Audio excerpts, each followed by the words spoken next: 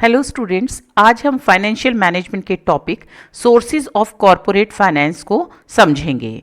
आज हमारे इस पार्ट 1 वीडियो में हम डिस्कस करेंगे वेरियस सोर्सेज ऑफ फाइनेंस, जिसमें short term, medium term and long term sources of finance की डिस्कशन की जाएगी।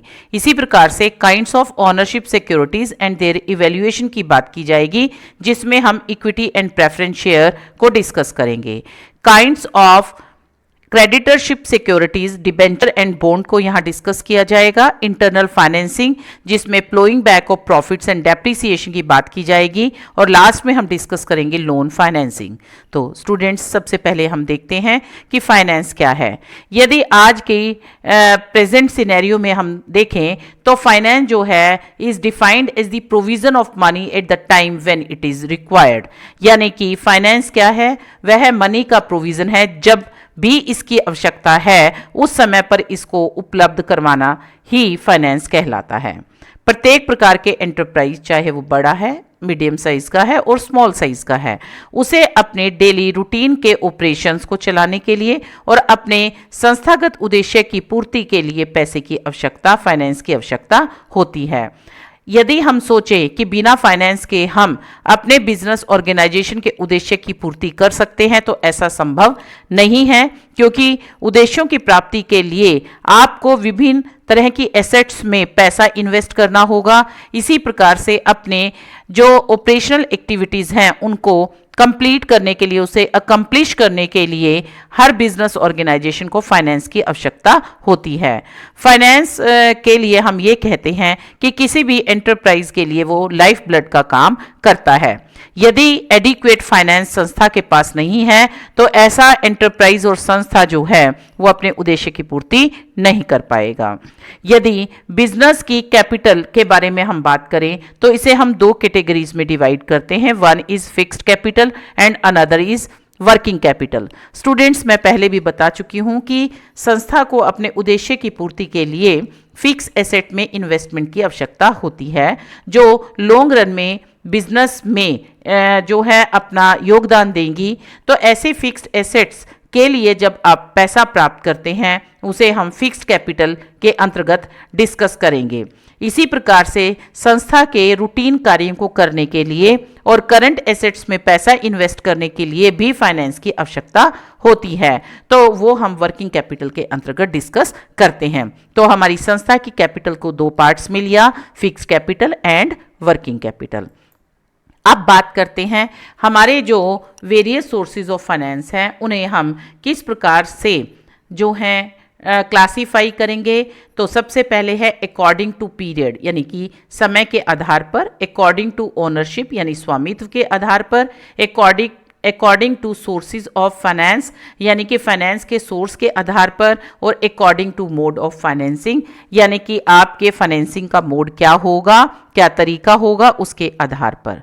तो अब हम इसको डिटेल में करेंगे। सबसे पहले अकॉर्डिंग टू पीरियड, समय अवधि के आधार पर हम इसे 3 पार्ट्स में डिवाइड करते हैं। One is short term, another is medium term and last one is long term. यदि हम short term sources of finance की बात करें तो हमारे पास विभिन्न स्रोत हैं, जैसे बैंक क्रेडिट है, कस्टमर एडवांसेस हैं, ट्रेड क्रेडिट है, फैक्टरिंग है, एक्रूवल्स हैं, डेफर्ड इनकम है, कमर्शियल पेपर हैं और इंस्टॉलमेंट क्रेडिट है। आप अपने जमा धनराशि से ज़्यादा बैंक से पैसा निकालते हैं तो ये एक शॉर्ट टर्म सोर्स है। इसी प्रकार से कस्टमर को वस्तु जो आपने उपलब्ध करवानी है, जो प्रोडक्ट उपलब्ध करवाना है, उसके लिए यदि आप पहले से ही कुछ अमाउंट एडवांस में ले लेते हैं तो यह भी एक तरह से आपका सोर्स ऑफ फाइनेंस होगा, जो छोटी अवधि के लिए होगा, शॉर्ट टर्म पीरियड के लिए होगा। ट्रेड क्रेडिट एंड फैक्टरिंग जो है ये अन्य इस प्रकार के सोर्सेज हैं जहां पर आप छोटी अवधि के फाइनेंस जो है वो प्राप्त करने में सक्षम हो पाते हैं।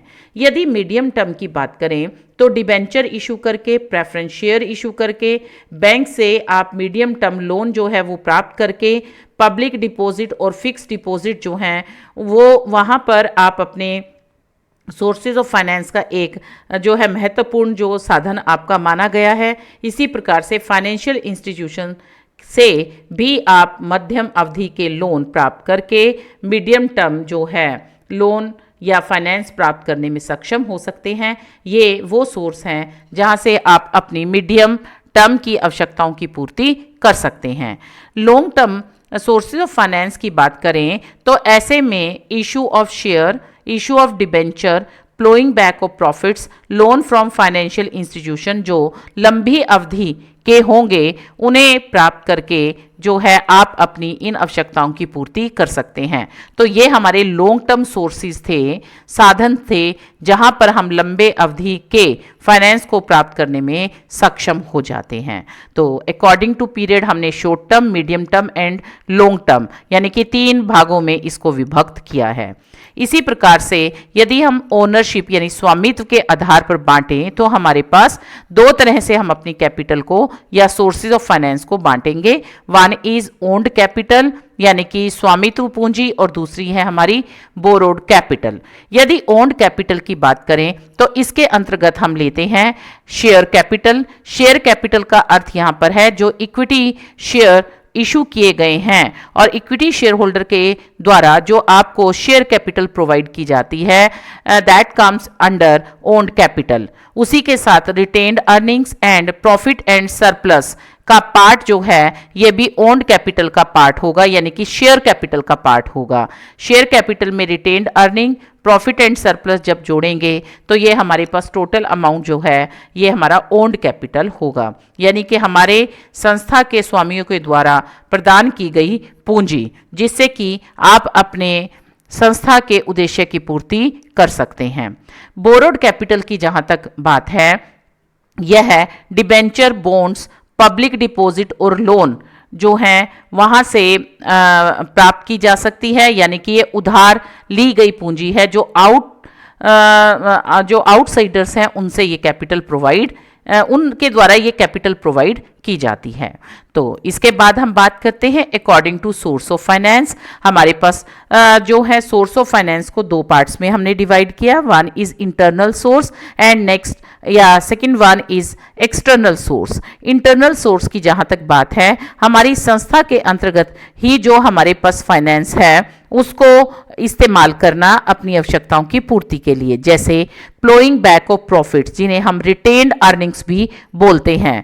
तो यानी कि अपने प्रॉफिट को आप फ्लो बैक करते हैं, उसे दोबारा से इस्तेमाल करते हैं अपनी आवश्यकताओं की पूर्ति के लिए। जैसे आप अपनी एसेट में इन्वेस्टमेंट करना चाहते हैं तो बाहर से पैसा ना लेकर आप अपनी संस्था के जो भी प्रॉफिट हैं, सरप्लस हैं, उनका इस्तेमाल किया जा सकता है उस इन्वेस्टमेंट को करने के लिए, यानी कि उस एसेट में हम उस पैसे का इन्वेस्टमेंट कर सकते हैं।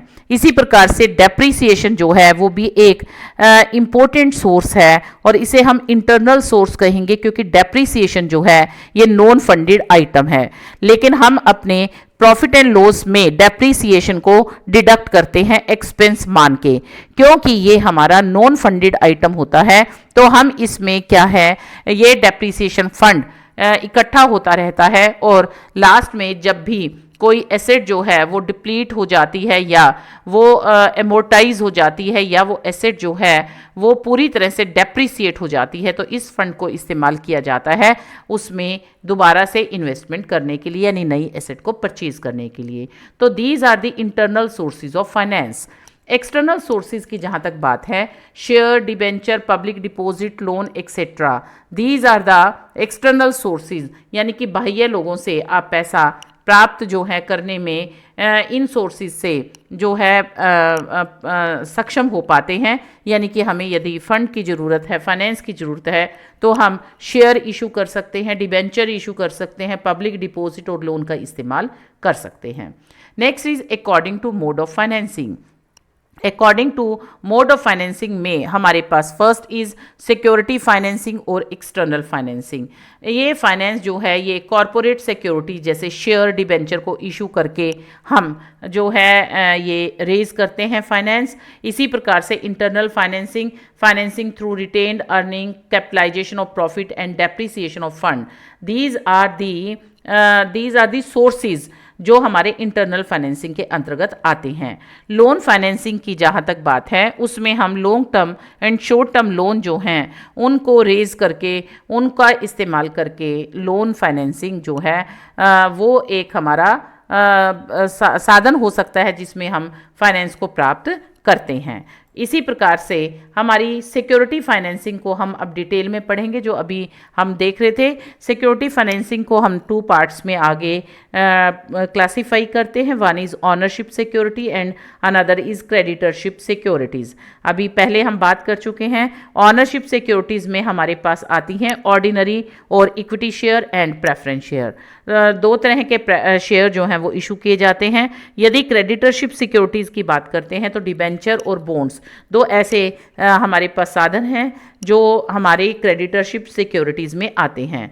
ऑनरशिप सिक्योरिटी में हमारे पास इक्विटी शेयर जो है शेयर जब इशू किए जाते हैं तो जिन व्यक्तियों को ये शेयर इशू किए जाते हैं उनको हम इक्विटी शेयर होल्डर कहते हैं, जो आपकी कंपनी के वास्तविक स्वामी होते हैं। इन्हें मत देने का अधिकार होता है, लेकिन इनका रिस्क जो है सबसे ज़्यादा होता है, क्योंकि कोई भी पेमेंट जो करनी है, चाहे वो डिविडेंड के रूप में की जाए या कंपनी के समापन पर इनका पैसे वापसी की बात हो, इन्हें सबसे अंत में पैसा प्राप्त होता है।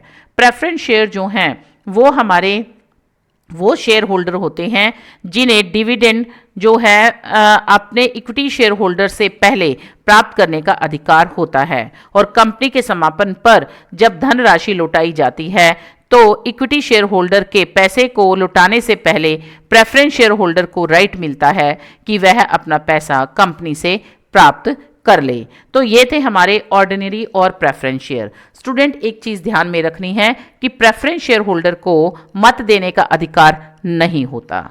यदि क्रेडिटरशिप सिक्योरिटीज़ की बात करते हैं तो डिबेंचर और बॉन्ड्स इशू करके आपकी संस्था जो है, आपकी जो कॉरपोरेट फाइनेंस है वो प्राप्त किया जा सकता है। कंपनी जो है वो अपनी संस्थागत उद्देश्य की प्राप्ति के लिए इस साधन का प्रयोग करके जो है अपनी आवश्यकताओं की पूर्ति कर सकता है। इसके बाद आती है इंटरनल फाइनेंसिंग। आपको पता है कि जो नई कंपनी है can raise finance only through external sources, जैसे share, debenture, loan, public deposit etcetera. लेकिन यदि कोई एग्जिस्टिंग एंड गोइंग कंसर्न है, यदि उसे अपने फ्यूचर एक्सपेंशन के लिए, फ्यूचर ग्रोथ के लिए पैसे की आवश्यकता है, तो वह ऐसे में अपने खुद के जनरेटेड फाइनेंस का प्रयोग कर सकती है। खुद के जनरेटेड फाइनेंस क्या हैं? वो इंटरनल सोर्सेज में आते हैं रिटेन्ड अर्निंग्स, और या हम उसे कह सकते हैं फ्लोइंग बैक ऑफ प्रॉफिट्स, और हमारे जो प्रॉफिट हैं जिनको हमने कैपिटलाइज किया है, और डेप्रिसिएशन फंड। ये हमारे इंटरनल सोर्स हैं, यानी कि ये हमारे ऐसे सोर्स हैं जो इंटरनली फंड को जनरेट या फाइनेंस को जनरेट कर रहे हैं, तो हम इनका इस्तेमाल कर सकते हैं, जिसमें रिटेन्ड अर्निंग और फ्लोइंग बैक ऑफ प्रॉफिट्स, यानी कि आपके वो प्रॉफिट जो सभी प्रकार की लायबिलिटी का भुगतान करने के पश्चात, टैक्स का भुगतान करने के पश्चात, प्रेफरेंस शेयर होल्डर को डिविडेंड देने के पश्चात जो आपके पास पैसा बचा है, प्रॉफिट बचा है, उसे यदि आप डिविडेंड के रूप में इक्विटी शेयर होल्डर को नहीं देते, तो ऐसे प्रॉफिट को आप अपने पास रिटेन करके रखते हैं, क्योंकि फ्यूचर में कोई ऐसी अपॉर्चुनिटी आए जिसको आप अवेल करना चाहते हैं, तो आप एक्सटर्नल सोर्स पर डिपेंड ना रहें, बल्कि अपने ही पैसे का इस्तेमाल करें। तो ऐसे में अपने प्रॉफिट को आप फ्लो बैक करते हैं और आवश्यकता के अनुसार उसका प्रयोग करते हैं। दूसरा संसाधन इसमें है हमारा डेप्रिसिएशन। डेप्रिसिएशन जो है वो एक तरह से आपके एक्सपेंस माना जाता है और जो प्रॉफिट एंड लॉस में से डिडक्ट होता है, बट डेप्रिसिएशन जो है उससे किसी भी प्रकार की फंड की आवाजाही नहीं होती, यानी कि फंड जो है वो फंड जो है कहीं पर नहीं जाता, क्योंकि depreciation is non funded item. तो ऐसे में डेप्रिसिएशन के लिए यदि आप कोई भी प्रकार का जो फंड क्रिएट करते हैं वो इसलिए किया जाता है ताकि ये एसेट जब समाप्त हो जाए, जब इसकी मूल्य नील हो जाए, तो ऐसी एसेट आपको अपने फ्यूचर में कार्य को करने हेतु चाहिए। तो ऐसे में उस डेप्रिसिएशन फंड का प्रयोग किया जाता है नई तरह की एसेट खरीदने के लिए, यदि ये एसेट जो है वो डिप्लीट हो गई है या पूरी तरह से डेप्रिसिएट हो गई है। तो ये हमारे इंटरनल फाइनेंसिंग होगी। इसी प्रकार से आती है हमारी लोन फाइनेंसिंग। लोन फाइनेंसिंग जो है ये हमारा बहुत ही इम्पोर्टेंट मोड ऑफ फाइनेंस है। अभी हम मोड ऑफ फाइनेंस की ही बात कर रहे हैं, जिसमें हमने अपने मोड ऑफ फाइनेंस में पहले लिया है और टाइप्स ऑफ जो सिक्योरिटीज़ हैं, जिसमें हमने इक्विटी शेयर और डिबेंचर की बात की है, और इसके बाद हमने इंटरनल फाइनेंस की बात की है, और third important mode of finance is loan financing. तो कंपनी जो है it can raise both short term loans and credits and term loans including medium and short term loans। तो यहाँ पर आपके short term loan and credits जो हैं उनका इस्तेमाल कर सकती है कंपनी, और इसी तरह से टर्म लोन जिन्हें हम मीडियम एंड लॉन्ग टर्म के अंतर्गत लेते हैं। टर्म लोन होती हैं हमारी समय अवधि के जो लोन होते हैं, जिसे मीडियम एंड लॉन्ग टर्म में हम डिस्कस करते हैं। तो शॉर्ट टर्म लोन और क्रेडिट की जहाँ तक बात है उसको हम पहले भी डिस्कस कर चुके हैं। जो हमारे बैंक क्रेडिट्स हैं, ट्रेड क्रेडिट्स हैं, या हमारे जो छोटी अवधि के लोन हम प्राप्त कर रहे हैं बैंक से, वो हमारे शॉर्ट टर्म लोन्स में आते हैं। इसी प्रकार से टर्म लोन की बात करें तो मीडियम एंड लॉन्ग टर्म जो भी लोन्स हैं वो इसमें आएंगे, जो आपके 1 वर्ष की अवधि से ज़्यादा अवधि के लिए आपको यदि पैसा चाहिए तो आप मीडियम टर्म लोन जो है उसका प्रयोग कर सकते हैं। मीडियम टर्म जो है वो 1 से 5 या 1 से 7 साल की अवधि के मध्य होती है। इससे अधिक समय के लिए यदि आपको फाइनेंस चाहिए तो आप जो है लॉन्ग टर्म लोन का प्रयोग कर सकते हैं। स्टूडेंट्स, ये था हमारा जो कि आपके पास डिफरेंट सोर्सेज ऑफ फाइनेंस क्या हैं, जिसके अंदर अभी हमने मेन जो है वो सोर्सेज ऑफ फाइनेंस किए हैं। नेक्स्ट वीडियो में हम डिस्कस करेंगे जो इनोवेटिव सोर्सेज ऑफ फाइनेंस हैं, और इक्विटी और प्रेफरेंस के अलावा जो डिफरेंट हमारे पास जो हमने अभी जिनकी हमने सिर्फ एक आउटलाइन पढ़ी है, उन्हें हम डिटेल में डिस्कस करेंगे। होप कि आपको ये सब समझ आ गया है। यदि आपको कोई भी क्वेरी है तो कुछ सजेस्टेड रीडिंग्स हैं, आप यहाँ पर इन बुक्स का सहारा लेकर इन बुक्स को पढ़कर अपनी क्वेरीज को दूर कर सकते हैं। Thank you very much.